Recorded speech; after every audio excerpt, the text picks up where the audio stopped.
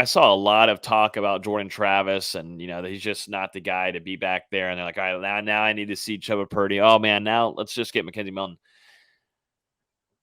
What I hope that people are either drinking during that game or afterwards, where they're just kind of just being really silly because Jordan Travis, what he's been doing the last couple of weeks, taking care of the ball, not causing any kind of turnovers for his offense.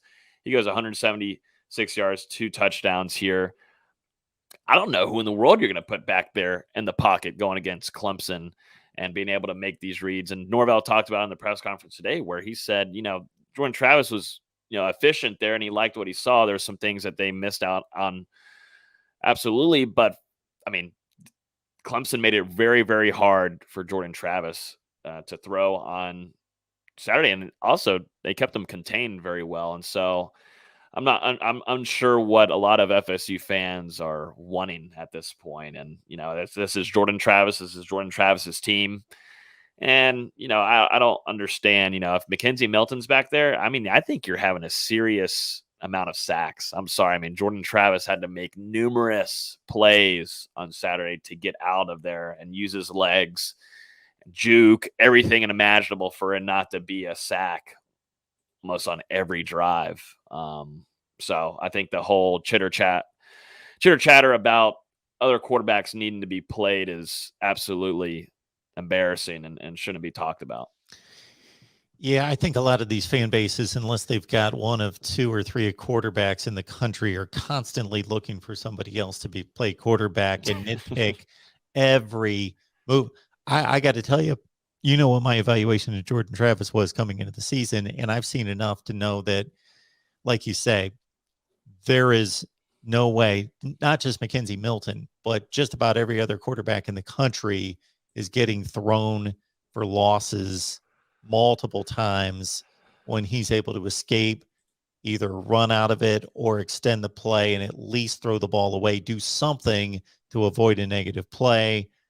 The offensive line is not great. It still needs to get better. It's improved, but he's playing not in the most ideal situation, and he's cleaned up his mistakes. He's running the offense. He's taking care of the football. He's making big plays himself. He played one of the best defenses in the country on Saturday. In Death Valley. And pretty much they scored more points than everybody in the ACC has been scoring against Clemson in regulation. So he's the last guy that I'm looking at to put this loss on by any stretch. I want to take you to the something that you had mentioned before we started to record, the DJ Lundy play. Now, I was watching the game.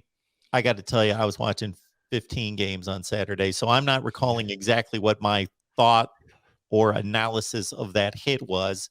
But if it's anything close to most late hits and unnecessary roughing penalties that I see in the NFL and college football, it was probably ridiculous. Yeah, I saw that, and during the moment, I was like, oh my God. I got to find this to refresh my memory. It can't happen like that, Lundy. You can't do that now. And Lundy's been having a fantastic season, and he's turned out to be he's going to have a great career at Florida State, and still redshirt freshman here in Tallahassee. And looking back at it now, getting to see the screenshots, getting to see the film, whatever, blah blah blah. Now it seems to be that was an atrocious call by the ACC, and they did that all throughout the day. It was just not a pretty day by the ACC, and also from what I heard about the Miami and Pittsburgh game, just awful reffing. It seemed to be over the weekend for the ACC crew. Had a really bad weekend, and so, but that one alone, and then also pass interference call on Kevin Knowles, which gave them more yards down the field, also didn't help too. But then again, that still seemed like a 50-50 thing. And that happened, I believe, 2 times where pass interference was called, and almost seemed like, that's just up in the air kind of stuff. But all 3 of them went in Clemson's favor. And, that Lundy hit, say for what it is, DJ's, he flopped as all get out too, but he was still in bounds and he got hit. That's just what happens. I'm all for safety and everything, but still, you can't blow a call like that. with how much time is left in the game and how crucial it was for Clemson. I mean, that's just what gave them another easier way to get down the field and score. I think I'm coming up on it right now. It's 20-17, 3:10 left in the game. It was a 2nd and 8 play. Yeah, DJ gets flushed from the pocket, rolls to his left. Is this coming back to me? Yeah.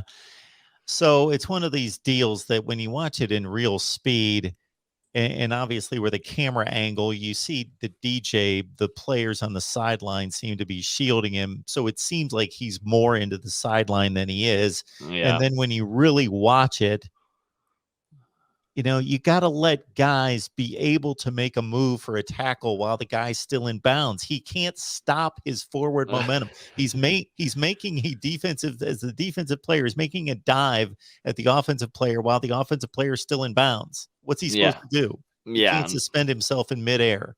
Yeah, and for someone his size, he's taught and he's coached to go extremely fast east to west. I mean, that's who, as a linebacker, that is most certainly do drills. I mean, we see it. I'll go there tomorrow morning. They'll run the same drills where you're either going left or right. Coach is telling you this way, left. I mean, you're going full force. And this is a guy, I mean, it's DJ Lund. I mean, this is a boy that's just as a redshirt freshman. I mean, this is a big guy. This is a cat who's not going to be able to stop and hold his weight. And just, I mean, he gets more hurt trying to stop. I mean, it just puts him more injury prone to something like that.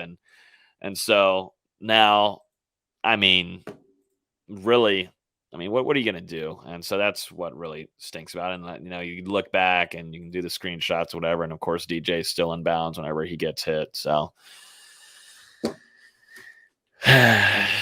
it definitely stinks